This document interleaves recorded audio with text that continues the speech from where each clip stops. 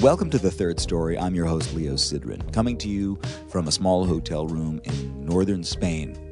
I've been on the road this month, playing some music and gathering conversations. Today's conversation features singer-songwriter Ala.Ni.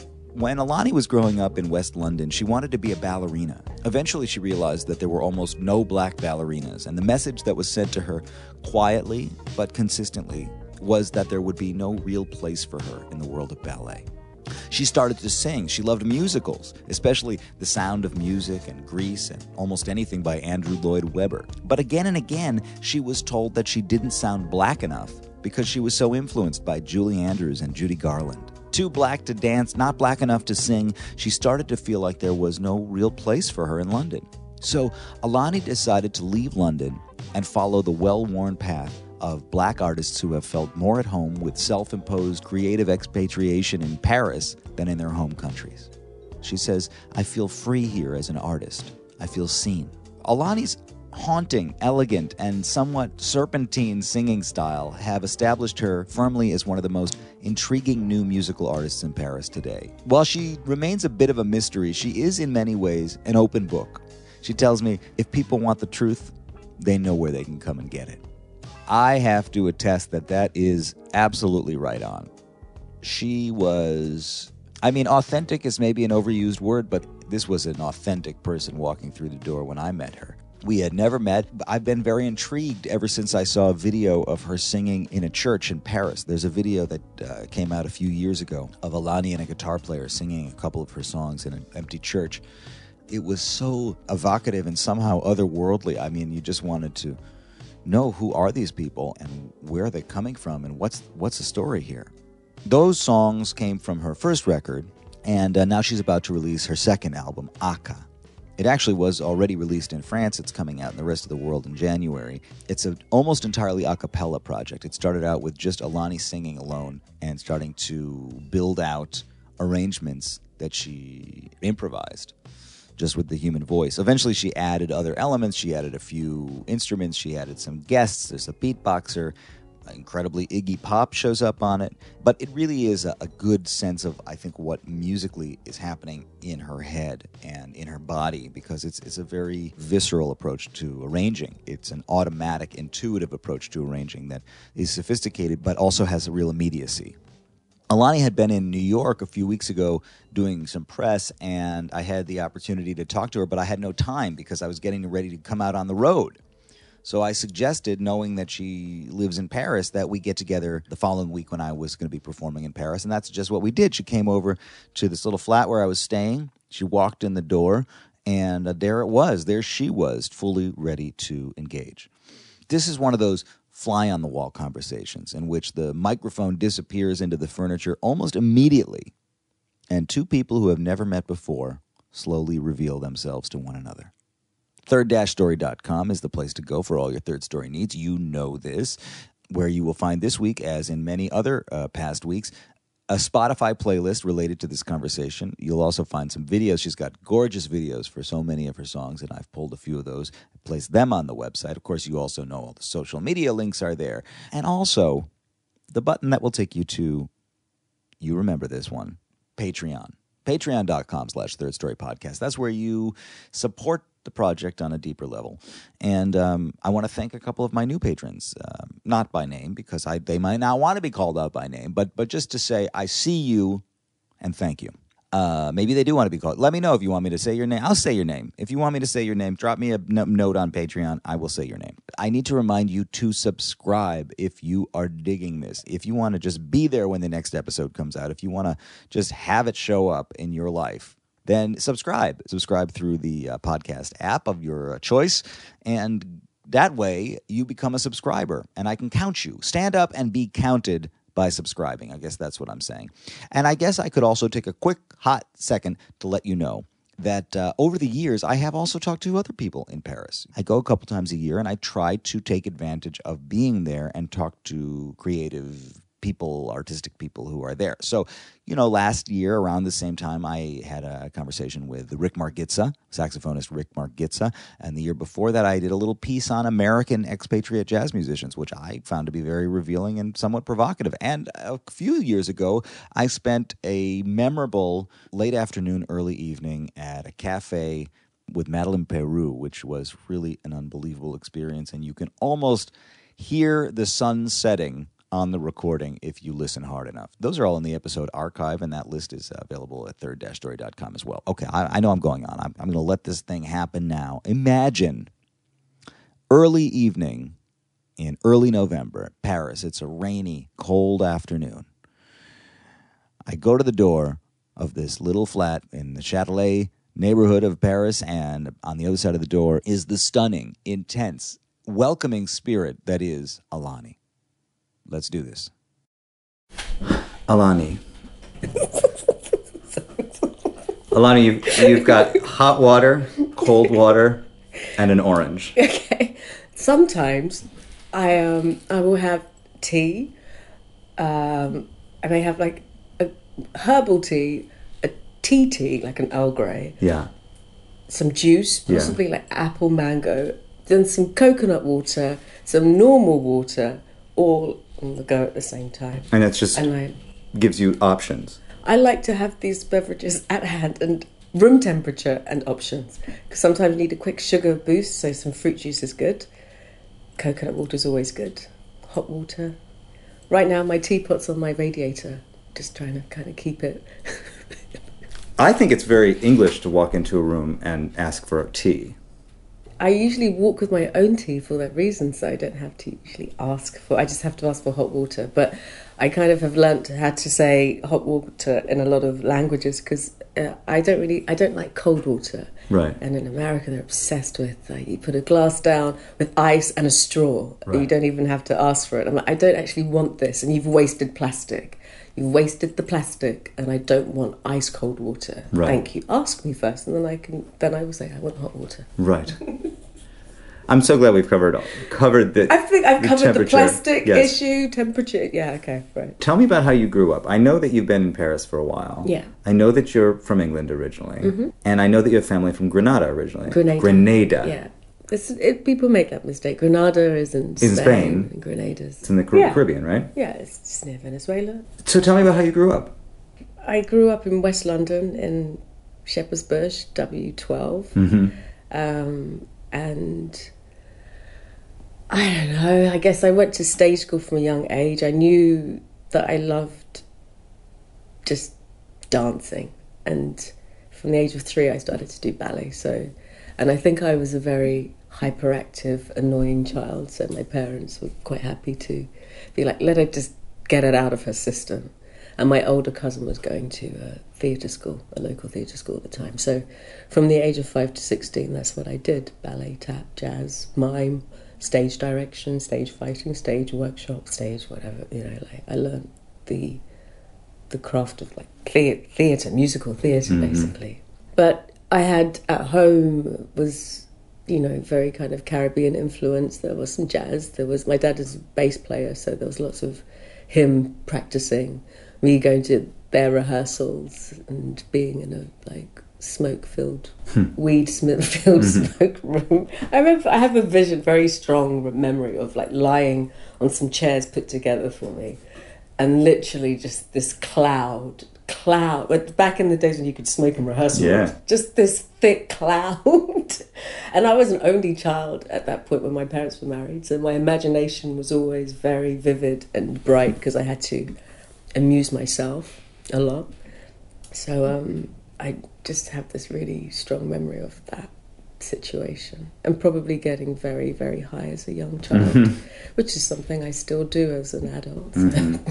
What was the music that your dad was playing? It's reggae, soca, calypso, and he played, he was a very kind he could listen to something and then just play it instantly and play it. So he was always maybe playing along to something on the radio or jazz or something. So I don't know, I got to see this. My mum was in fashion and had a different discipline, but the whole house was a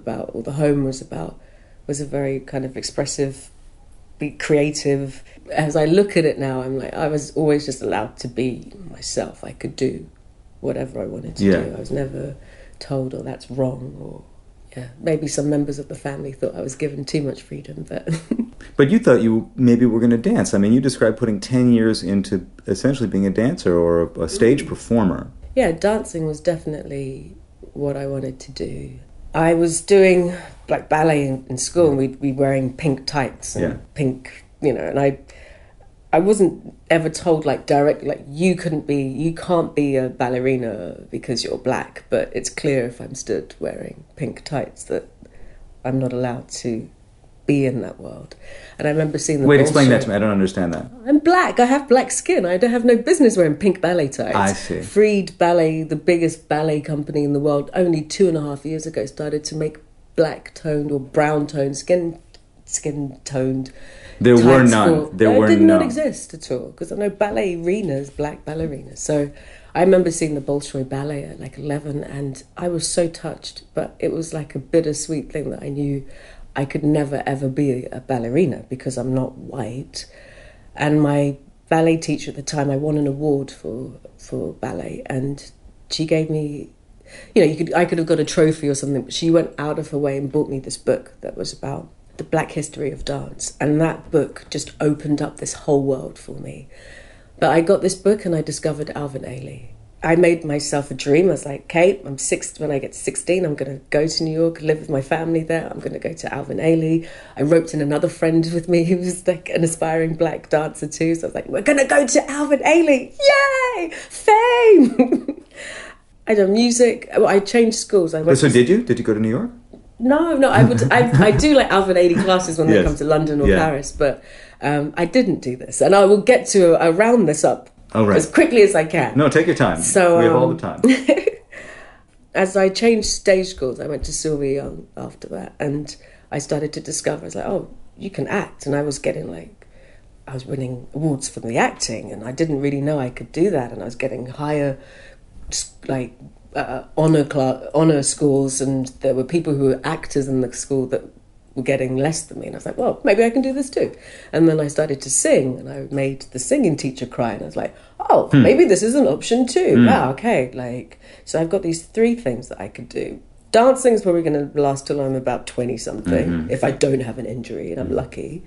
Acting, I don't have the right ego for it. I can't do that thing. I just can't. I'm too scared. I can pretend, but I can't pretend and separate it. It's like it's all or nothing. It's not there's no mask, And then music kind of started to make sense. And then I got signed at a young age, and then whilst I was still at school, and then things just kind of went straight into this music route. And I completely forgot about my dancing dreams until last year. I was singing at the Lincoln Center, opening for the dance theatre of Harlem Dance Company, and I watched these black dancers at the side of the stage, warming up, looking like these beautiful gazelles, and then the music started, and they all da-da-da-da-da-da, and I just it's like, what the fuck is happening? I couldn't even stand by the stage. I was like nervous for them. I was pacing, and I was like hyperventilating, and then I was like, oh fuck, I didn't follow my dream. I'm going to cry now. This is what you've made me do. I was like, I didn't follow my dream. And imagine how many people in the world have dreams, regardless of colour, class, whatever. As you're a kid and you dream and you wish and you want to be something so badly, and then you're told you can't be that because of something out of your control or whatever else. And I listened to them. Maybe, whatever, I didn't push myself hard enough. I went for the easy route, whatever. But I didn't fulfill a dream, a passion, a desire, a calling that I had, and I still have, and I've never fully expressed it.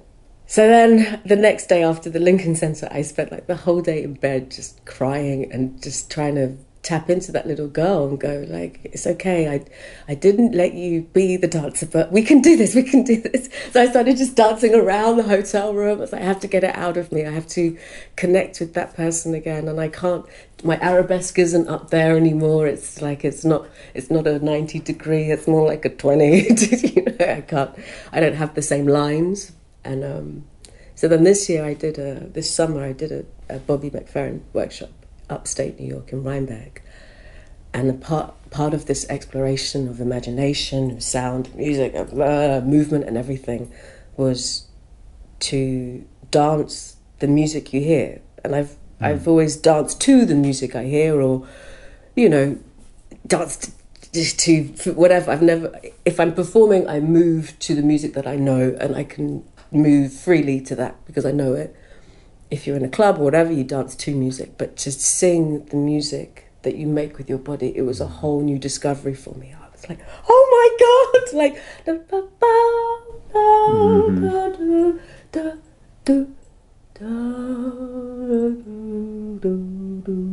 whatever, you know. I was like, oh my God, this is endless now. It's just this endless discovery, and I can incorporate my dance now more in my imagination of my music. Well, and that they're not disconnected. I mean, it's odd to hear you say, and interesting to hear you say, you know, you gave up your dream, you took the easy way maybe. But, I mean, what's the easy way? Becoming a singer instead of a dancer? You still chose a life in the arts. No, I mean, easy in the sense of I didn't try to fight anyone. I didn't contest it. I didn't say, no, you're wrong. I'm going to prove you wrong. Yeah. You know? I didn't fight. I just went, okay, I'm black, you know, I'm not. I'd be told, oh, your body shape's changing, or you've got boobs now, you can't do this, or your the way your body is designed, you know, you've got an arch in your lower back that is natural to your type of people. Really? Is it yeah, that? because, you know, like, it's supposed to be. That's who said that's the standard of Well, movement, I think with ballet know? that happens to so many. I mean, my wife also when I met her, told me, you know, she had been a ballet dancer until her body changed, and they told her, and she's white, but they said to her, you don't have the right body anymore. But it does speak to another question that I'm sort of having as we're talking, which is the black experience in England. I know what the conversation is in the United States, but I imagine it's a little bit different in the UK. Well, let me tell you. Please. It's undercover. Yeah. I like it here in Paris. People are like, oh, but the Parisian or the French, they're so racist. I'm like, I'd rather them be racist. And like the other day, like this, what was it, April, May, I was in a taxi. I usually get Ubers because I feel safer as a woman, but I had to get in a taxi because it was like crazy. I was with my accordion player, and there was a little obstruction in the road. The taxi driver saw who was causing the obstruction, and I heard him say the word before he said it. And then he said it. Nigger. And I was like, okay. I said, what? And he just looked at me and was like, okay, just got out. We didn't even have to have a conversation about it. I just took my stuff out. I didn't have to argue with him. That's not the point of this. But I'm good. I know where I stand. Thank you. Out. In the UK, it would be waiting maybe till you get out the car. Fuck it, nigger, fucking whatever. Yeah? In the States now... I feel more black here. I feel comfortable with my blackness in this country because there's an appreciation for our culture. Even if it is through colonization, it's still a different appreciation of the arts and the depth and the richness of our culture that can, yeah, you can say it's been exploited, but at least they gave it some reverence. In France? In France. Sure, and it's a long tradition now. It goes back 150 years of respect and, as you say, admiration. Admiration. And like, yeah, you come here, you entertain us, we'll serve you. Yes. James Baldwin, yes. Josephine Baker, Nina Simone, the list goes. Miles Davis. That's why I'm here. I feel free as an artist. I get to sing in some buildings that I'm like, no one would ever give me the fucking key to this place. Well, you know? So this leads me to the thing that I wanted to say to you. The first time I was aware of you was this video that you made like 4 years ago in a church. The Le Blogothèque thing. A beautiful... Exactly. That's the chapel where like Napoleon and just like, I'm stood there, I'm like, Napoleon's been dead in here? Like, wow. It's just like, I get to make noise in here. And the acoustics were amazing. Incredible. So... I love it here. I have so much freedom and just like, yeah, you can do this, you can sing here, and you know. Is there some kind of a fascination with exoticism attached to that role? Totally. As a black female here, yes. Like the attention that I get from white males, it's like, okay, I get it, you know, I get it. I get it. What do you want me to do? I put some coconuts on these tits. I put a pineapple on my head. Yeah. I do it. But at the same time, there's, like I said, I feel at least seen. Yes. At least I'm like, that's a queen. They know that's a Nubian. They can. Yeah. I have a distinction. Not saying that it doesn't happen in any other ways. I think in the UK, there isn't that same eroticism. It's not the same reason why we come together, or we're multicultural. I mean, it's beautiful there. I see it in the UK, but I think it's come out of another reason. Whereas here, I look at mixed couples, and you'll see old mixed couples, and I'm like, what's their story, Or you'll see like an old white lady talking to some young man, or they're like young black male, and they're out to lunch. And you're like, how did these two people get together? Well, what's their reason? Even if they're work colleagues, how did these two people become? Yes. Even if it's just to go out to lunch together, that doesn't happen. I don't see this happening. You didn't see that happening growing up? Not really. Not in the same way. It feels like we were all kind of forced together. Was your neighborhood a mixed neighborhood? Yeah, Shepherd's Bush. I mean, London is... West London, definitely, yeah. I went to predominantly white schools, right. And Sylvia Young's was like, she's Jewish. It was very, there was a lot of different cultures there, and I loved it for that. Before in the other schools, I maybe would have been called nigger, all those kind of words were circulating, but there it was like, if you can't pull that shit there. Like, she would never have taken that for any of her kids. She's like mother hen, so protective over us. And still is. She's amazing. She's 80 and she's still she's still going strong. She's an amazing woman. You were dancing and you were acting, and at some point you discovered singing as an option. And I read you said at one point that your initial influences were like Julie Andrews and musical theatre. But that was, Julie Andrews was from like the age of 3, 4. So I remember just like the sound of, I have like about 5 or 6 different copies of vinyl of The Sound of Music. But The Sound of Music, something in that film just was like, and as a 4 or 5-year-old kid, I had no business watching like a 3-hour film, but if that film was on, I would just be like, and Grease. I was obsessed with the Grease. The video shop, whatever, gave the video to my dad because I used to rent it so much. They just gave it to him. Just take it, yeah. They were like, just take it. Like, just she can have it. Yeah. And I remember, like, I would watch it before going to school. Like, that's how obsessed I was. I'd be playing it. We go together like shamalama dinkity dinky dong. Oh, I loved it. I just loved it. I always wanted to have those like tight pants that Sandy wears. The shiny ones at the end. Oh my God! I found a pair in the second-hand shop, but they were yellow ones. Yeah. But I still did the same thing in them. I was like, oh my God! I got my Sandy pants. Like the first song I remember singing was Somewhere Over the Rainbow. Yeah. So that's Judy Garland. Definitely she just had pepper. There was something, even if she was singing Somewhere Over the Rainbow, just have pepper, have fire, just something in her. And Julie Andrews is just, I couldn't watch Mary Poppins. I only watched Mary Poppins a few years ago because I couldn't understand what that other character was. She's supposed to be Maria. If she's not Maria, then who is she? I want Mary. Yeah. This is fucking Mary. Yeah. Oh, Maria. So close. So close, but so far. But she was like evil. She was doing these spell things. I was like, she was mean. Yeah, I couldn't watch it. I never liked Mary Poppins. It wasn't for the material, though. She wasn't the Julie Andrews that you had fallen in love with. She's a little... she did an album with like Moondog and Martin Green. So you know that she's going to have to be a bit of a rock chick. Like, right. There's a side to her where I'm like, I'd love to have been a fly on the wall, because apparently she smoked as well, and she's married to, who is it, the director Edward Blake, who's, those wild 60s parties. Totally.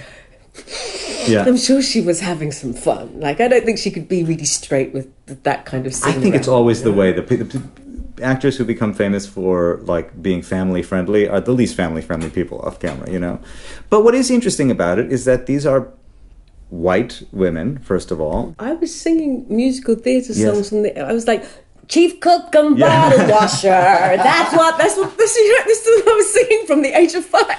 I have a catalogue in my head that just should not be there. These references that I have, it's like, I have, my heart belongs to Daddy. Yes, my heart belongs to Daddy. What's the other one? If the earth that opened up even swallowed me inside, with my darling baby girl even realised I died, you were sitting on some hill. I have a whole songbook of show tunes in my head. Yes. I have every single Andrew Lloyd Webber song. I have Tim Wright. I have all of them. Yes. In my head, and it gives me this access. Yes. I love it. That this is my kind of, not go-to, but the You and I album came out because I released that thing in my head and I interpreted it in a however it came out. Yes. I didn't set out and go, I'm making a jazz album. I'm not a fucking jazz singer. I just did what I wanted to do. But that's my foundation of how to use my voice. Yes. My vocal muscle training came from singing those songs. Yes. So I can sing a little bit of like R&B. I can sing a bit of folk. I can sing because of my technical training. I can place my voice through listening to other music and exploring, putting my voice into other singers' voices and exploring how their breathing techniques and, you know, the control, whatever tone, nasal, where they placing. I learned how to sing in other ways, but my actual fundamental voice training was musical theatre. Yes. Did that set you apart when you started your career as a singer? Did people expect something else of you? I was always told you're not black enough. Again, like I didn't have the ballet type. Well, so you're too black to be a dancer and not black enough to be a singer. Yeah, I would literally I remember I was on an agency and they sent me this thing, a polite email, like, the client thought that you sounded a bit too English. I was like, what the fuck is that? And I would be told by like white guys, oh yeah, you're not black enough. Like, guys that maybe I fancied or something, feel like you're not really like a black girl. You're not like a black girl. So I'm like, this is really yeah. I'm not black. There's colour on my As you skin. Look at your body and say, I'm like, I don't know. Well, it's not black. It's brown. But you know, even so, let's not be pedantic. Yes. The definition of black for me gets tested when I go to the States. I learn about a whole different layer of blackness. I look at the eyes of these people walking around and I'm like, wow, they are the children of like slaves. Yes. I'm a child of the slave industry. I did my DNA thing. It's like Portuguese, Spanish, French, and then the whole of the West Coast. But were there not slaves in Grenada? Oh, well, but the passage was maybe a little bit different or more friendly because it was more isolated. Yes. There was more, you know, like if you've got loads of slaves and then just a few kind of slave owners, there's a lot of fucking going on, a lot more kind of mixing, and then all of a sudden you have a different race of people. Yes. So the mixing of So when you did your DNA, it's quite mixed. Yeah, it's ridiculous. It's like I'm 25% Indian. Yeah. So I'm like, okay, North African, it's Nigerian. It's like, okay, Irish, English, Scottish. Okay, great. And I'm the product of the slave industry, the human slave industry. Yes. But when you're in America and you look at some old guy who's like 80, you're like, you knew your slave grandmother. Yes. And you can still see the pain. I can feel this pain because it doesn't exist in the same way in the UK. Yes. We haven't got that direct line because it would have happened in the Caribbean and then we were invited back as guests to England in the 50s. Is that what happened? Yeah, like after the war, they said, please come to the Caribbean folks who we kind of own, still own a little bit. Come back and you help the war effort. Help us with we're going to have pavements. They're covered in gold. Come and be post office workers and do our railways and and that shit. So it's different. We went back thinking, oh yeah, they want us. So we're wanted now. So we have a different, you know, I guess. And then also, like, being Grenadian, we're very, like, we're like French snobs. We're so snobby. Is there some kind of a hierarchy? The Jamaicans, the Grenadians, totally. Like, Grenadians think they're very, hello, you know, like, because the French is still there, so they're very, you know, a bit uppity. Are they uppity? And like, education's very important. You've got to be able to have a good, strong debate, or don't even, you know, women can't play dominoes. Really? See, this is the information that I needed to know. And as you say... You needed to know that women can't play dominoes. Well, I didn't even know that was an issue. I mean, first of all, you have to explain the role of dominoes in the culture in order for me to understand. It's a massive thing in the culture. It's how you spend... It's how you spend the lazy days. Playing dominoes. And the women aren't really allowed to do that. Now, apparently your great-uncle... Mm-hmm. was one of the early success stories of a Grenadian singer in England. Is that an accurate way of describing it? I think maybe bisexual. Take it there. Bisexual. Had a little thing with, was it Noel Cowell? I think he was having little bum chum sessions with and being his little muse. No, he was... I mean, he went via Harlem, Paris... London. What was his name? So it's Hutch. Hutch. Leslie Hutchinson. He came through the States. He left Grenada with his brother, saying that he was going to the States to become a doctor. So the family paid for all of this. Right. He wasn't doing any doctoring. No. He was playing piano and spending it on alcohol and drugs and playing the piano in Harlem and learning. And then he went over to Paris and found an amazing piano teacher that helped him. I think he was probably still pretending to his family that he was doing doctorship. And then I think when he got to London, everything came together, and they were... Because also there is an acceptance of the Caribbean culture within the UK. Like the whole, for me, like that reggae ska movement, where that punk kind of... I loved this time in English culture where it's like, it was all coming together, and it could have all... That's almost like the Woodstock moment in the UK, the equivalent. You had movements coming out, it was like Lovers Rock, and you had ska, and you had everyone coming together because of music, and then it just all got a bit Thatchered, I guess. It would have been so beautiful. But it wasn't to happen. Maybe it'll happen again, who knows? And did you know him? Who? Hutch. Oh, no, he died in the 60s. Oh, he died in the 60s? Yeah. But you grew up sort of knowing about him? I remember my grandmother telling us about him, and then he didn't come into my head properly until I was about 18, or something, maybe 17, 18, and there was a BBC programme about him. So she gathered myself and my cousins, my grandmother did, at her house, and then we all listened to this broadcast and had tea and celebrated him. So it was nice. I remember this moment.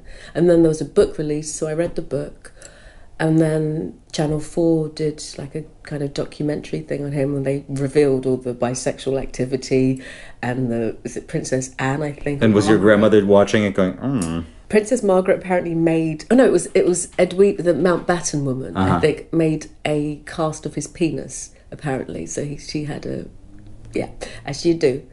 So there was a lot of old school Caribbean... It's so British to me, that. There was so many old school Grenadians that were at first the show's coming on, representing Grenada. Yeah. And then the next day they were like, Batty boy, this gayness. Because that's still really taboo, isn't it? Yeah, I mean, maybe a gay, if he was just gay, that would have been more like he's just picked one side. But the whole bisexualness, because he's very flamboyant as well, I think that was a little bit too much for them to know that it was going on then. I think now they don't have a say, really. The older generation, they can't control these kids. These kids don't care. How many different gender types do we have? 40-something? I mean... Every day is a new one. Every day. LGBTQWZXY PPP. It's going to just get longer. It's going to go. It's going to be longer than the alphabet. Or pi. It's going to be 3.1. How many decimal places can you go? I'm not bi. I'm pi. I think it's really the future. I think it's definitely the future. So, how did you end up here? I mean, you are setting the stage for the sort of inevitability of coming here, but how did you end up in Paris? I was like, fuck London, some shit's about to go down. I don't know, I smelled something. I was watching the city change, my city that I love, born in. I see myself as a representative, proud Londoner. Yeah. And I was like, what the fuck is going on? They're selling this, and they've closed that, and they're shutting down this, and... what's happening, this gentrification that's just killing the city. You have to manage that. When you have a city as alive, that tourists come to fucking London just to walk down Soho, just to cross over a road with white stripes on it and pretend they're like the Beatles. You have to preserve that. You have to preserve it. People imagine artists had to step in to save Abbey Road. That should just be the government's job. Yeah. You shouldn't have to have that kind of conversation. They knocked down Townhouse, so Pete Townsend's studio, which was in West, around the corner from where I lived, and they turned it into townhouses. How original. But that killed me. That literally caused my stomach and anxiety and tears in me that was just they don't care. They don't care about arts. They don't care about music. They have Adele and Ed Sheeran, two of the biggest artists in the world currently, and they're not facilitating the arts, the conservation, the curating, the creating. the cultivating of it. They've got no interest. Nah, they don't fucking care. Just knock down all the football pitches for the kids to enlighten and maintain themselves, and not get too fat on the fucking chicken that you just put on every street corner, fried chicken and chips for £2. Of course they're going to eat it. You know, it went out of hand, and also, more for me, when I started to write the album right from the beginning, I just had this focus of like, I want to work with an independent label based in Paris, and I was very, very focused on Did you have a specific label in mind? No, that was just the brief. Then I wanted to meet some labels, and like the first label I met, the enthusiasm, and it wasn't that bullshit like, oh my god, it's amazing, da da da da. It was just like, we've come all the way from Paris to see you in your rehearsal room because we've heard and we like what you do. So I'm like, cool, you get it? Great, let's go. I didn't need to see anyone else. And the guy who runs No Format, like, he became like I call him my musical husband. This man he was a lawyer, so he has a really interesting process of kind of doing business and taking in music. He was a music lawyer, so he just has strategies, and I like very methodical planning. I don't feed me with bullshit. Give me ABC contingency, and then we can all like have realistic ambitions and targets and whatever, you know. So yeah. That's kind of how I got here. There was no love involved. Everyone's like, did you fall in love? Was there a romance? Like, no, I always knew I wanted to have a Parisian moment in my life. It could have been, I had a French boyfriend many years ago, but that wasn't enough to bring me here. So I just was like, and I didn't want to move here with nothing to do. So I had to make sure my music could survive anywhere before I could just transport myself somewhere. I was going to go work in a cafe or something and try and I don't want to be a struggling artist in Paris. George Orwell did make it sound very cool, but I didn't want to be that. So I struggled in other ways, I guess. But no, I left also, I needed to find some individualism. Like my family, I love my family, but I'm very, very much the black sheep, and I'm happy to be the black sheep. And I just had to kind of be like, okay, I have to identify myself, because I respect the fact that you have your certain beliefs and you worship who you want to worship and do whatever you want to do, but I need to establish mine, and then hopefully we can meet in the middle. But I can't adhere to yours. I can't fit into your thing. So I'm going to make mine away from you guys.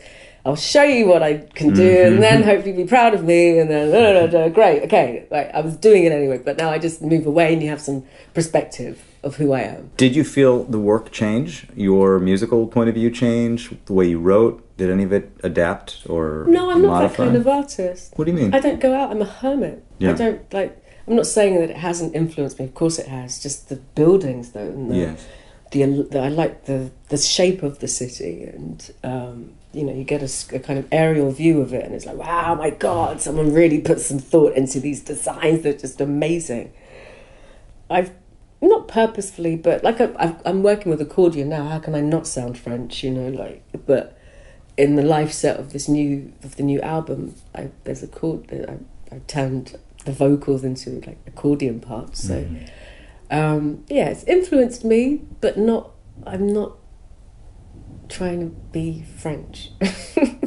No, but there is a kind of nostalgia about what you do. I mean, I think what I feel, and I think probably what a lot of people feel, is that it's nostalgic without being throwback exactly. Like it kind of harkens to something, and you play to that. I mean, you sing into a ribbon microphone. You have certain aspects of it that feel like from another place or another time. Yeah, I mean, there's a balance to all of that as well. So the mic wasn't even a purposeful thing. Like I travelled to find this microphone to Germany. Yeah. I wanted to record with a particular microphone. I tested like at least 50, maybe 40 mics to find this one.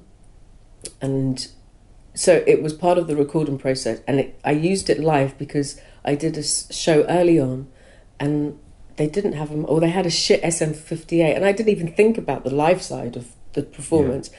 And the guy from No Format was like, go and get your microphone. Yeah. Go to the hotel, get your mic. I was like, but that's the studio mic, because we were recording some stuff. He was like, no, just try it.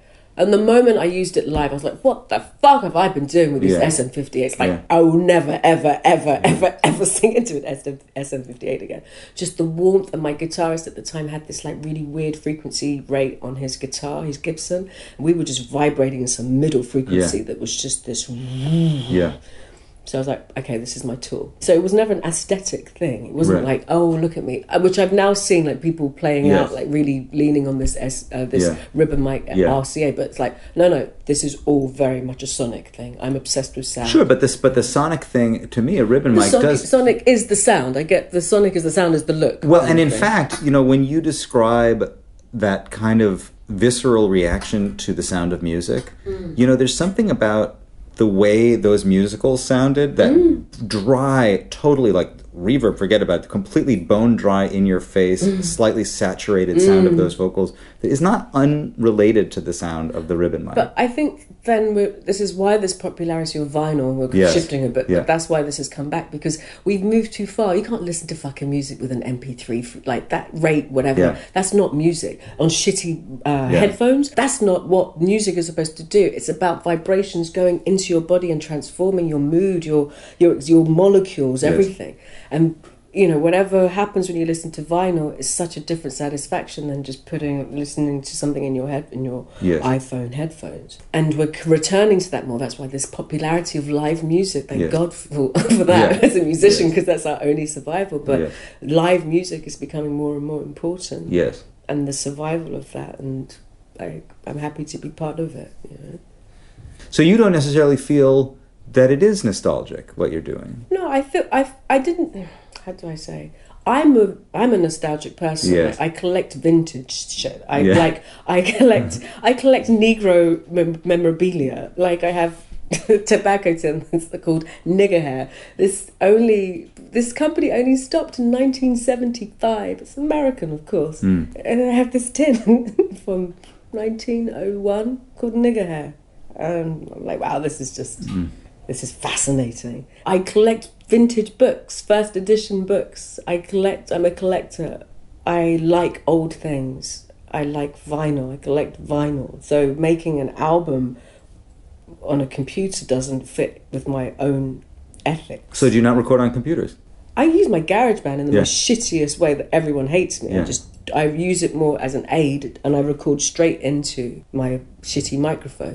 Then the next stage, if the song makes the cut, the next stage is to go into the studio and then obsess over microphones and build the sound around possibly what I've done on the GarageBand. Or if I know that I have to redo it, I only take it so far on the GarageBand. Otherwise I'll start to be like, I can't let go of this. You get attached to the ideas. Yes. So if there's a few songs where I just have to go, stop, you're going to take it to the studio and start it again there. Right. You know every part, study that, and then stop it. But don't develop it too much because it'll be hard for you to let go. Yeah. So then there's other songs where I'm just like, just go. Go. It's on this, and you can decorate around the vibe with better quality microphones, but not lose the initial, because most of the time I'm just improvising and I just go. So my understanding, because I haven't heard the whole new record, but what I've heard about from it and about it is that its essential premise was that it was going to be an a cappella record. You can do as much as you could with your voice. And then ultimately you ended up introducing some new elements on top of it, but that the guiding principle was this is essentially the voice. Where did that come from? From this GarageBand concept? Yeah, because I write everything a cappella, so it just frees my imagination up more. I don't feel like I have to, and if I had to work out chords, I'd be trapped. So it's just. But you hear them. You hear them and you sing it. I hear it and I sing it. I may modulate or whatever else, but it's like just get it and go. So, but the first song I did that really kind of made me go, this could be interesting, was the Diplomat song. And I did it just as an instrumental. It was like 40 seconds long. And I did it for the Diplomat I wrote it about. But it was like an instrumental piece of music to celebrate him. That was it. And then when I kept on playing it, I was like, this is really interesting. I was like, I'm making trumpet noises with my sound, with my mouth. Like, where else can I go with this? And how full can I make a song sound with just my voice? So that was like 3 years ago exactly. And so then I started just to play around more with some songs that I had, or new ideas were coming through. I just not stop. You know, like usually I'd write the song and then I score it and then I choose, then I'll like think about the instruments. But I just kept on going and adding layers and blah blah. And then I got to a stage of it and I played it to Damon Albarn, and he was just like, is this the Ala.Ni show? It's like, you need to add some other levels in there. It's like, find like, you could put a deeper, lower voice in there or something, you know. So I was like, okay. So I gave it a little space, and then I was like, okay, he's right. So I got a tenor, bass singer, beatboxer. Yes. And then I added, so there's never any like multiple instruments. So one song will just have bass, and that's it. Another one just has like a very minor accordion part, bass clarinet on another one, strings, and then cello. Yeah. So a lot of low elements because that's what was missing. Yeah. There you go. It was missing that. Yeah. And if I listen to this, if the song comes on the radio or something and I hear it relative to something else, I'm like, oh my God, it's like so, it sounds so different to everything that's on the radio. So it's been interesting. It's like I knew that it would be a challenge to get this concept over, because then on stage it's not in like the concept, because I'm not going to tour with like 300 vocalists, and I'm not going to use a loop thing. I'm not going to use any computers to sing. I mean, you dismissed that out of hand, although that's what, certainly 10 years ago, that's what people would have done automatically, is gone into with a looper. That was like a very... Yeah, no, I've had it tried. Yeah. People are like, oh, why didn't... Are you going to use a loop pedal? How are you going to do a loop pedal? I'm like, I'm not using a loop. Like, honestly, I'm too stoned for that shit. It would not... I can just about turn like the... Because I've got like a harmonizer thing. And just in the beginning, like, to remember to press it for another song, and I'd sing into it, like, oh shit, I'm in the wrong harmony, I'm in the wrong chord. Wait, when you say I'm too stoned, so by the way, if I think I'm understanding what you're saying, but when you say I'm too stoned for that, are you literally too stoned for it? Because my concern always about recording and getting high is that I'm going to absolutely forget what I'm doing with the computer and forget to save it. Record or sing live? No, I'm just saying, like, I don't like to get high and operate machinery. I'm always afraid that I'm going to, like, realize that we've done something for 5 hours and that the thing wasn't on. Yeah, exactly. That's what you're talking about, yeah. Exactly. No, I mean, I can't drink and sing. Right. I can't really? do that. I can't drink alcohol and sing. I go off and I don't know. I don't even know where I go or what I think I can do, but it's never right. It's never right. It's never. I missed this opportunity once. It was like Yasin Bey, or Mos Def, Tony Allen, and Robert Glasper, and there was this jam happening at Jazz à la Villette, and this girl got up to sing. And they literally turned her microphone off. But my friends were all around me. They're like, go and sing, go and sing. It's like, Why, because you had been drinking? I've had a whiskey. And I know, like, in my head, I'll be doing things. I'll be imagining I can do things that my voice is not really able to do. It's like it disconnects me in a really weird way. I don't mind alcohol. I love wine. I live in the country. Yes. Yeah. I'm not, and I love whiskey too. But I'm not one of those artists that can... after the show, I maybe have a beer or something, but I'm not a big drinker. But I smoke weed. I am a proud and happy stoner. I played a gig a week ago where I did the first set without a drink, and then in the break I had a drink and I went up. And everything sounded different. And I drink regularly, and I often perform having had a drink or two. But it was interesting hearing how, if you haven't had a drink and you're making music and then you have a drink, potentially, I felt like something happening in my hearing that closed off. Like a cloud? Yeah, like a cloud. Like it's so which one did you prefer? Which one did you enjoy more? The first one, being sober. Yeah. The alcohol is great. Yeah. But when I smoke weed, I feel like my mind... Sounds so hippie-ish. It's not an opening, but it's almost... I've got a very active mind. So it's like it focuses me and it helps me to get deeper into myself and to... Like, I meditate on this. I can't meditate if I'm drunk. Like, that's not what I'm doing. You give me some tequila, I am off my fucking tits. Yeah. I'm like... Rah! It's manic behaviour. Yes. You know, so when I sing on that, I'm like... And I just think and I think I'm singing something that sounds good. But I'm like, that's not good. But it also lowers your inhibitions. I mean, that's why people use it, because it gives you confidence. I don't need that kind of confidence. No. focus. I need focus, and I need precision. Yes. Because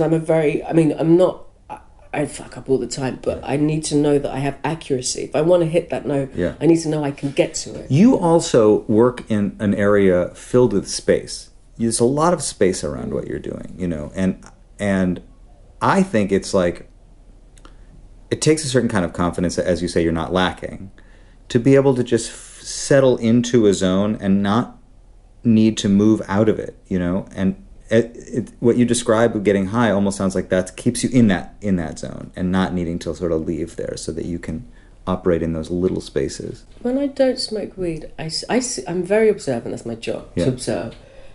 But I see and hear a lot, and if I don't smoke weed, it's almost like I have this thing where people feel like they can just talk to me, like my barrier isn't up enough. Right? I may make too long eye contact with someone who then feels like it's not that I don't like people, it's just that I'm happy in my little bubble. And also when you become an artist, like, I'm very sensitive. That's my job to be. It's my job to see the world through a different lens and then talk about it, sing about it, write about it, convert it, whatever, and share it.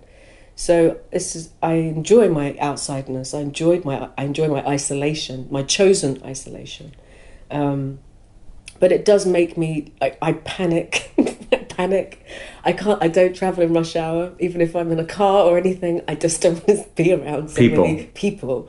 Like going to a gig, going to dinner with friends or stuff like that. But yeah, come having a dinner party. There's like 15 of us.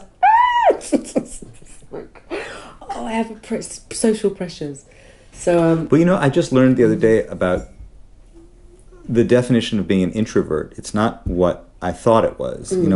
That some people get nourishment out of a lot of social interaction, out of talking to people, that people feed them. And for other people, being around groups or having to have a lot of conversation is exhausting. It's not something that nourishes them. It's something that actually exhausts them. And so you could be an outgoing person and an introvert at the same time. Yeah, and you can be shy. Yes. Extremely shy. Yes. But stand on the stage and like, I've seen myself as there's people who know a persona of me, let's say an Ala.Ni persona, stage, Ala.Ni. Yeah. And maybe get to know me through that, and then they slowly get to see me as a person. There's one person in particular, Chasson, who we met through work, and then we've surely become friends. Yes. So we would have situations where we go out and he'll be introducing me to people, and I'm like freaking out. And he's like, "What is wrong with you?" And I'm like, "I just don't know what to." He's like, "They're talking to you." I can't. And he's like, "Oh my God, because I didn't know you were shy like this." Yes. Like, this is kind of who I am. Like, you see, I could do the stage shit, but I do not want to talk to this person just for the sake of talking to them, make Small conversation. Talk. And like we were at the Philharmonic, and it was like the director of the Philharmonic was like, "So, have you performed here before?" And I was just like, "No." And then I left. And literally 5 minutes after, it's like, "Oh no, I have like 3 times." And like, I guess in my head it's like, I just don't want to. I just can't. Just say no, and the answer is no, whatever the question is. Yeah. It's like a real fear, and I don't feel like I have to work on it. I know it makes maybe other people feel uncomfortable, but I'm like, I don't feel like why should I have to do that? If I don't want to do it, it will be fake of me to do it. I don't want to do it, so I don't want to do it. Hi, my God, yeah, my God, it's amazing. Oh my God, yeah. I'm not going to do what, like. Yeah, he's the director, and I should have been able to have a conversation about. I acknowledge that, fuck up the fight. But at the same time, it was like, what do I say? I don't know what to say. Okay. Anyway, this is a question not only for you, but just that comes up often. Like, the version of yourself that you offer on stage, can both be totally authentic and very cultivated, like a very specifically developed part of yourself. It's not that it's not honest, it's just not the whole story.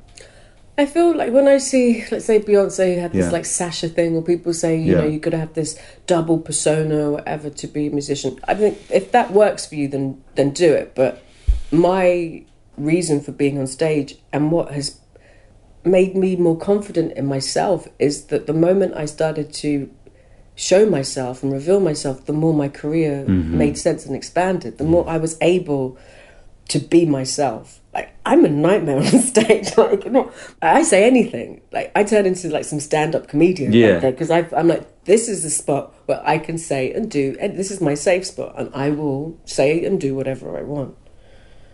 I don't think I do that as much in public. Right. But maybe I have to find a balance, because at the moment I have like people in my team that just stand there in a performance like, what you gonna do? And they don't feel very comfortable. Is your given name Ala.Ni without the dot? Mm-hmm. And so where did the dot come from? Oh, it's someone I was working with in the early days. It's for the website. Yeah. So the URL was Nicaragua, so it's NI. So he. Is that the website? ALA.NI? It used to be. Because now it's not. It's actually a bit of a liability. Because if you put ALA.NI into Google, it tells you that it tries to load that website. I want to rid myself of all of this. I want to just completely... I'm so close right now to just... With all this stuff going on with Facebook. Yeah. It's like, delete Instagram, delete Twitter, delete, and then possibly just like, how do I communicate with like people, whatever? Delete the web. This website is not even developed properly because I just can't be bothered. I'm like, this stuff is killing us. If you have a company that has to... You have Instagram. That has to go, okay, the thing that actually we're all about, the likes. Yeah. We're going to moderate this because it's killing kids. Kids are committing suicide over this. So, you have a choice. You can select whether you want to be liked or not. That's our answer to solving the suicide or the poison that this gives, this injects into our whole global society. Feed into it if you want to. Take your selfies and then, I think the Aborigines had a point. They tried to tell us. Right, don't have my picture taken. They tried to warn us about the soul. You lose your soul in the first... Yeah, but you make films. That's different, though. What do you mean? Have you not seen? I want to be in the shadow. I'm a silhouette as much as I can be. For me, my film... I love photography, too. So, but I think I'm not taking what they're saying literally. Right. It's the metaphorical of you do this... Yes. You lose the vanity is what makes you lose your soul. I saw this morning a video of Robert Glasper at the Blue Note this month because he was there every night this month. In New York. He had a residency. And it was like Common and Bilal and all these people got up. And it's a video that somebody took of Glasper on stage. But between the person's camera and the stage is just cameras. Yeah.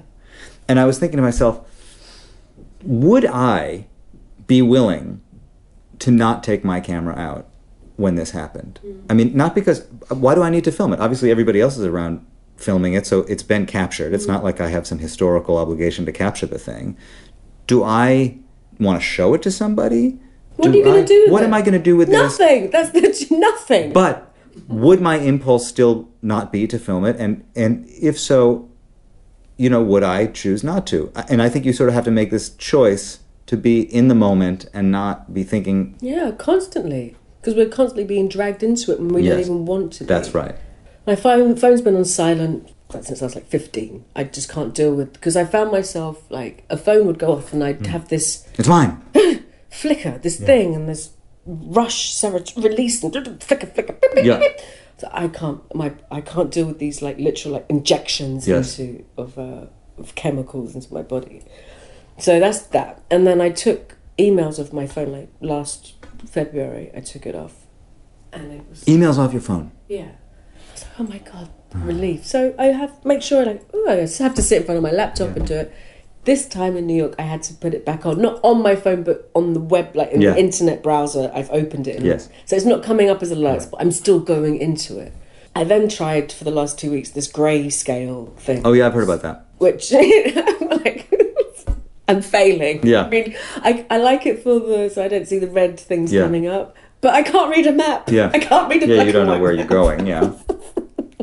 I can't read this shit. And then today I couldn't change I didn't know how to go back to normal screens. So I'm like, I can't find it. Can't find the interview. Don't know where you're going. Anyway, it's just this constant fighting with technology and trying not to turn into a robot. I took location services off as well. So I'm no longer a dot, but I can't find anything. Like, back to the old school A to Z map thing. And I have to use my brain. Like, even coming here, I know where I'm going. I have a rough idea.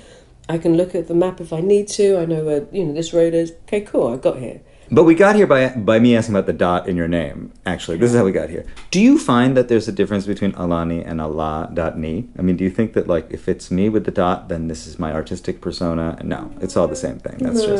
I just have a different...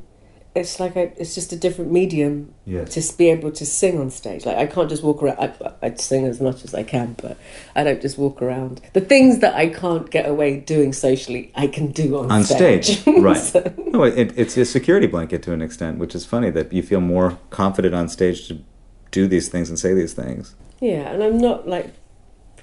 I mean, I'm pretty outspoken and I'm very honest and truthful, and if people want the truth, they know where to come together. But I don't know. I'm just trying to be me. That's all I'm trying to be, and I'm just kind of learning that I can't have certain people involved in what I do if they don't believe in me, and they don't. If I want to take a certain stance in my performing ways that is more, let's say, improvisational, that the people around me should be in full support of that and not against me wanting to express, like, freedom. What I'm trying to do right now, basically, is some kind of preserving of that, the present moment of music, how we can all be present. I hate those fucking cameras and gigs. Like, I can't deal with that. It's like, where are we? Where are you? Can there just not be just like one person who's assigned to film it at the front, and then you can just like pretend that it was you? But it's like, what is the thing that's making us feel that we are that important to film it? Because we're not going to watch it again, really. You're not going to really, unless you're a die-hard fan, you're not really going to share it with your friends. You just got it. Most of the people just want it on their phone to maybe flick at it. They're going to delete it maybe in a week or so. But what makes you feel you're so important that you have to capture a shit, zoomed-in moment of it and disturb the... And remove yourself from the experience and separate yourself from the performer. From the present, from the now. Yeah. We've become so... Like, look at my life, it's so great, look where I am. But that's what it is. It's something about being able to... See, I don't think that the person who films it would necessarily want to refer back to it. I think they want to put it on social media to receive the validation of having been there. The Aborigines told us. We didn't listen to the Aborigines. They told us this vanity will kill us. Yes. This self. The whole... I'm an Apple... fanatic, and we've all been fed this I story. I. If I plug into all of this stuff, it's me. So, to bring this home, not that there's any way to conveniently wrap this conversation up. Where have we gone? We've been all over the place. But, there is kind of a question. Well, at one point earlier you said you like the strategies that you found with your team in France because you're able to sort of say, okay, these are our options. Now let's set realistic goals, or goals that we think that we can achieve. Do you have a sense of where you're headed with this? I mean, is there a goal? Is there an actual thing? Do you have an image in your head of like, yes, then this is when I've arrived once this has happened? Are you living it already? Are you heading in that direction? I'm really quite lost this year. It's been a bit of a tough year. Like, I lost my grandmother and my dad this year. So I'm sorry. With this album, it's just been a bit kind of like, I don't know what I'm doing. Look, shit happens. In the West, we have this weird way of dealing with grief and family. I appreciate you saying that. I have to stop myself from talking about it. It's like, my dad was an asshole. No, he had his ways. I always have to find the silver lining, and I'm like, I'm grateful that my dad gave me fear because it's made me fearless. Like, it's given me something. What do you mean your dad gave you fear? Gave me fear. Of what?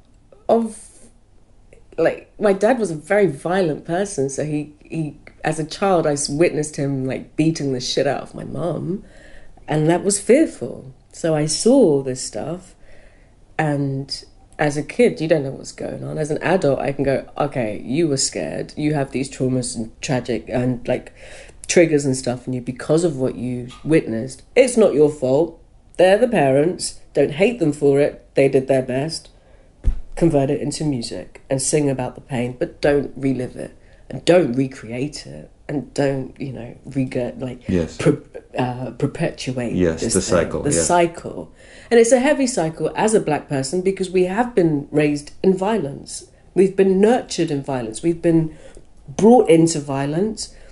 We've been torn away from our families. And of course it's in our DNA. That pain, everything is all in there. Mm-hmm. We know what it is once we activate it. It's in there. So we have to start like a different path, a refreshment of what it means to be a person of like color. This black color, all this shit, it's such a dialogue that I don't even want to have. I'm a person, I'm a human being, and I'm a female, and I'm very proud to be that. And I'm Ala.Ni. My color is irrelevant to me. So yeah, but it informs a lot of your experience. Yeah, it does. It informs my experience, but I do not want to be judged by it. Yeah. I don't want someone to look at me, oh, what kind of music do you do? Reggae? Yeah, that's what I do, because your imagination of what I am is very limited. Thanks for that. Mm-hmm. I have no conversation to have with you. If that's all you think I'm able to do, fuck you. I'm an opera singer. Oh, I just make things up. It's like I'm not going to entertain that like closed-mindedness. Because whatever, I'm a stereotype, then I won't be that. And I'm causing a lot of fear in people with this. I can see you looking at me like, oh my God. No, I'm not at all. No, to be honest with you, and this is probably what happens. I don't know how often this happens to me and how often it happens to other people. As you're talking, what's happening in my head is I am running through the last hour of our experience and checking myself. Okay. Do you know what I mean? Okay. When you say I'm not like the expectation is I'm going to be X or I'm going to be Y. So, for example, I made a reference to you and jazz at one point, and you said to me, not as a response directly, so I'm not a jazz singer. To which I would say, I might argue that you are. Yeah, I know. But I never, ever said in an interview, I'm a jazz singer. Right. Even when I started, I remember going to like the jazz people, jazz scene, Monty Scott's, because I was doing stuff there in London and like playing it to some people, not there, but in that world. And I'm like, this is not jazz. So I was like, okay, fair enough. They were like, it's too pop. It's, like, it's not pop, but it's not jazz. Don't trust anybody who tells you they're a jazz singer. That's the first thing. And I don't want to be a jazz singer. Exactly. Because for me, I will embrace the word jazz, but not in the way that they are saying that I am as a singer. Jazz for me is freedom. Yes. It's like taking something, breaking it down and reconstructing it and just like dismantling it and fucking it up and just like in that beatnik or whatever it is in this kind of expression free form. It's an art form and it's a lifestyle too. In the same way like hip hop is or something. Jazz is about, if you look at all the stuff that's happening at the time, you see that that's what it's about. So we can have this kind of like revisited version of what jazz is. We can have this new jazz thing that's coming out, but essentially it's about improvising. Yes. But knowing your shit. You don't just stand on stage and be like, na na na. Well, that's performance art. Yeah. Yeah, but you know what? Even in your attempt to make fun of somebody, you're doing something that's pretty hip, because when you are something, it's very hard to not be that thing. And when you do have a certain language internalized, it's hard not to speak with that language. It's imagination. Like you can look at these cats. Imagine the cats, the dudes that were innovating this shit. This was the first time they were given freedom to express themselves. Of course they were going to go like mental with this. They were having to perform to like pretend that they weren't dancing in the fields. They had to like everything before was suppressed, and they would come to a country like this, like Paris, and be paid to express themselves. Yes. Oh my Lord, look what's happening to my skin. How blessed are we? And I'm grateful to be here, to be able to follow in those footsteps and know that the world is still very much in the same place. We may fool ourselves and go, yeah, we've had a black president. Progress. nah, we're still in the same fucking shit. And if we don't wake up, now we have other issues too. It's not just race, it's a class thing. We have like the environment, Mother Nature's screaming out to us. She's dying for us to obey her.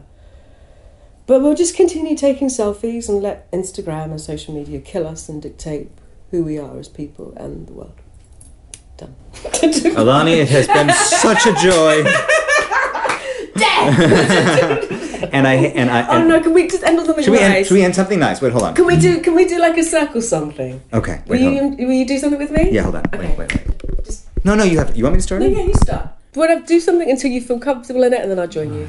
You know, I've never done this before. Oh, I've never done this don't before. think about it though. I won't think about it. Don't think. Just come up. Just get into it.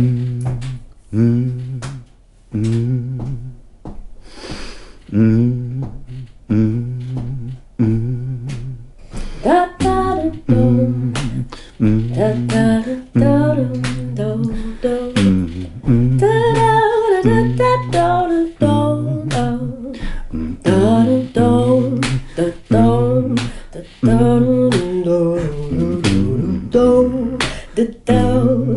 Da da da do da da da do do do do do do do. Da da do do do do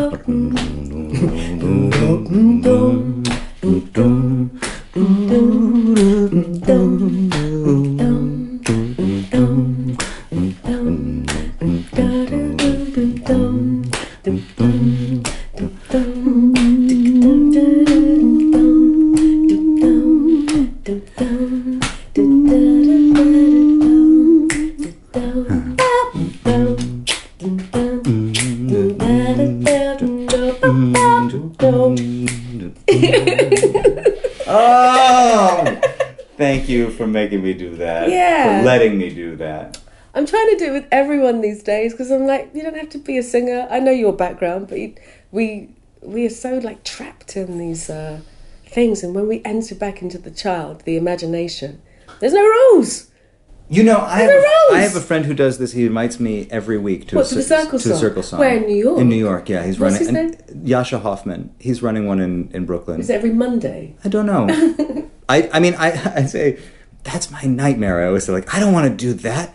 What I recognize is there is a part of me that is heavily guarded, and when I make music, I have a hard time surrendering a certain amount of control. And in doing that, it's like you're completely disrobing. It's like this is some automatic thing, and over time I understand that it's cathartic, and also that you let go, that's helpful, that you let go of a lot of that inhibition or that whatever. But like to me, to stand in a room with a bunch of people with various relationships with music, and I don't know.